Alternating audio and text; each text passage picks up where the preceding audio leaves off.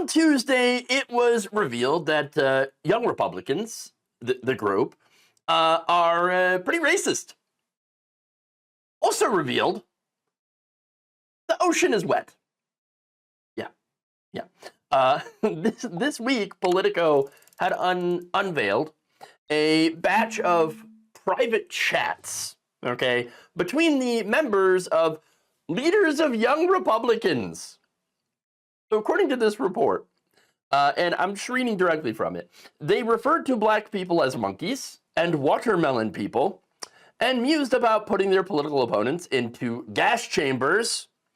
They also talked about raping their political enemies and driving them to unalive themselves, and lauded Republicans who say who they say believe in slavery, basically. I mean, this is basically your average right-wing forum. Okay, this is your 4chan. Only this time it's the Young Republicans Club. Okay, and so there you are. Now, William Hendricks, the Kansas Young Republicans vice chair, had been using the words, well, basically variations of the N slur hundreds of times in these chats. Okay, you also have Bobby Walker. I know I'm getting like my brain. It's not that I'm surprised. It's just, I mean, it's right out there, okay? And so it's what we've been saying about Republicans all along, but there's more. Bobby Walker, the vice chair of New York State Young Republicans at the time, had referred to rape as epic, whereas Peter Giunta, who at the time was chair of the same organization, wrote in a message sent in June that everyone that votes no is going to the gas chamber. In fact, I've got an image of, one of those chats, okay? There it is. There it is. Yes, everyone that votes no, going to the gas chamber. Okay. When do we start bullying? Awesome. Yeah, there you go. And they're talking about gassing people and yay. We only want true believers. You know, can we fix the showers? Gas chambers don't fit the Hitler aesthetic. Oh my God. I'm ready to watch people burn. Okay. I mean, that's just one of the chats. Make no mistake. This is what they're like when they believe that no one is watching. Okay. This is what they're like when they're in their own little groups. All right. And okay, sure. Why does this even matter? You might be wondering.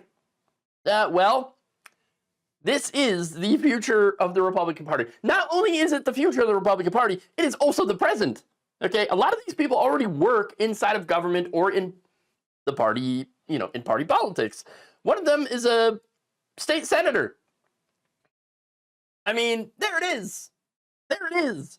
Now, Joe Fegan, a Texas A&M sociology professor who has studied racism for the last 60 years, you've got to be an expert on this, said of the chat, quote, the more the political atmosphere is open and liberating, like it has been with the emergence of Trump and a more right-wing GOP, even before him, it opens up young people and older people to telling racist jokes, making racist commentaries in private and public.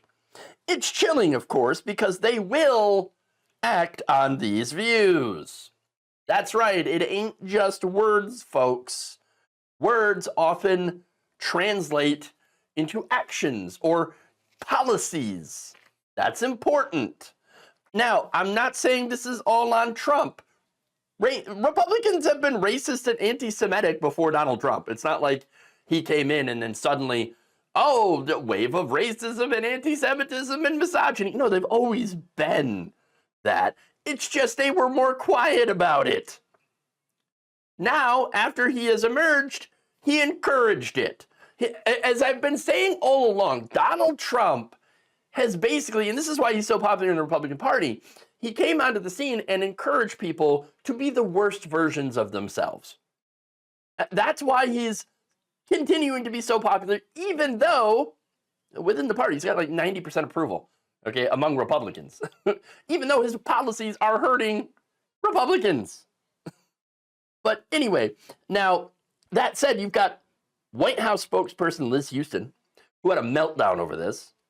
She said only an activist left-wing reporter would desperately try to tie President Trump into a story about a random group chat he has no affiliation with.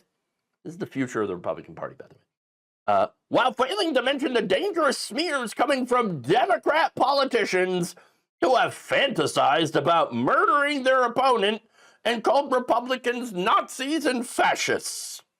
No one has been subjected to more vicious rhetoric and violence than President Trump and his supporters. Yeah, how about you shut the fuck up, lady? You're dumb. Okay. Again, some of these chats, right? Some of these chats said, I love Hitler. Huh. And you keep wondering, why we call you Nazis and fascists? There it is. There it is. I know, shocker, right? Look, here's the thing. No doubt these people, yes, were influenced by Trump and his army of right-wing podcasters to basically be as open as they can about what they really believe, okay?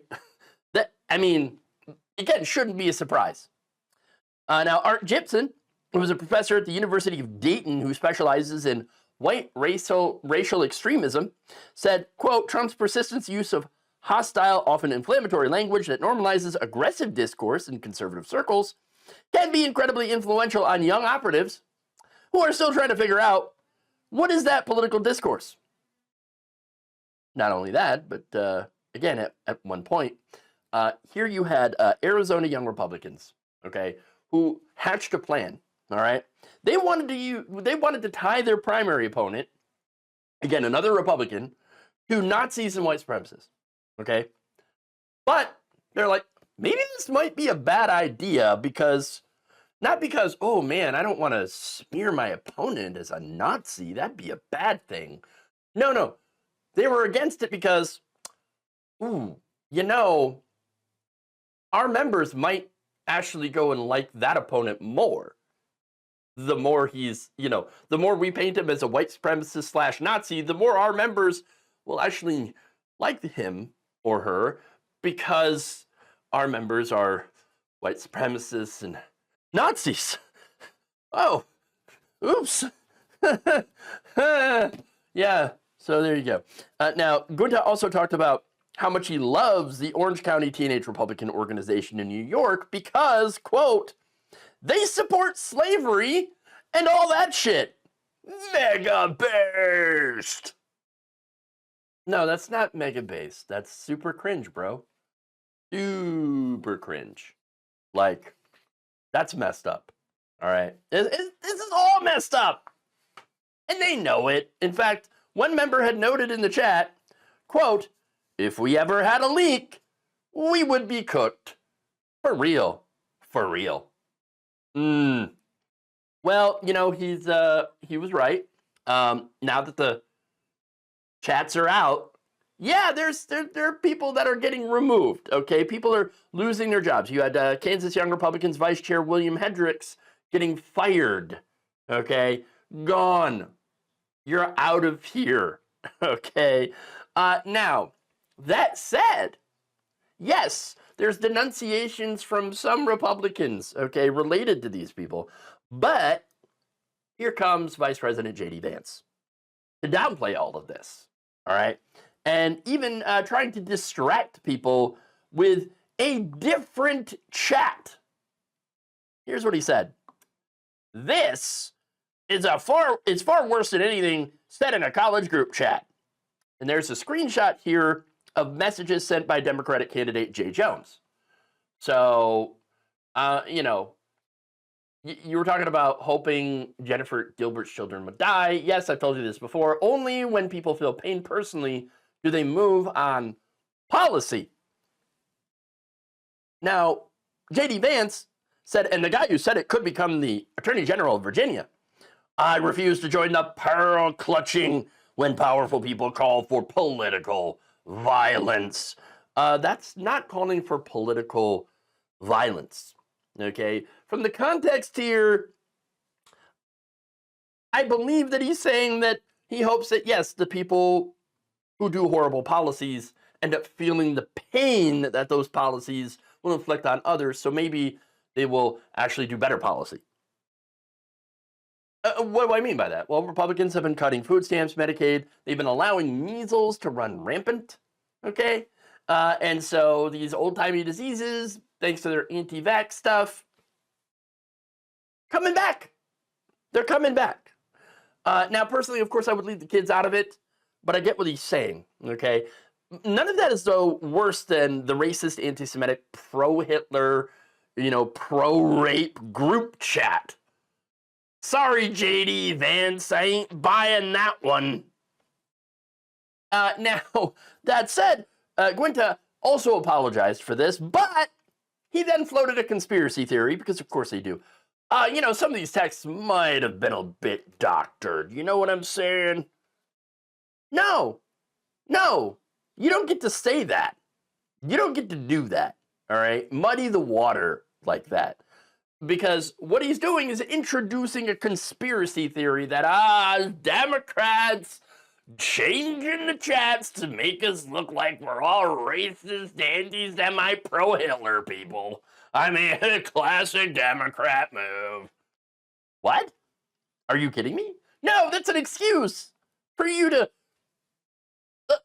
cover up for your awful behavior and the horrible things that you believe. I'm not buying that at all. Anybody who is buying this, by the way, I got a bridge to sell you.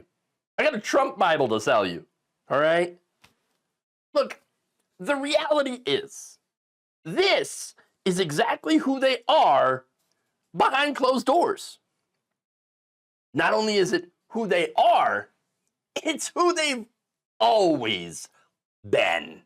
Thank you for watching. If you enjoyed this video, please like, share, subscribe, hit the bell icon in order to get notified whenever a new video is released. And if you want to support independent, progressive media through this difficult time where it seems like everybody is shutting down, you can become a member on our YouTube page, you can become a subscriber on Facebook, or you can go to my Patreon. It's patreon.com/Jeff Waldorf. Thank you.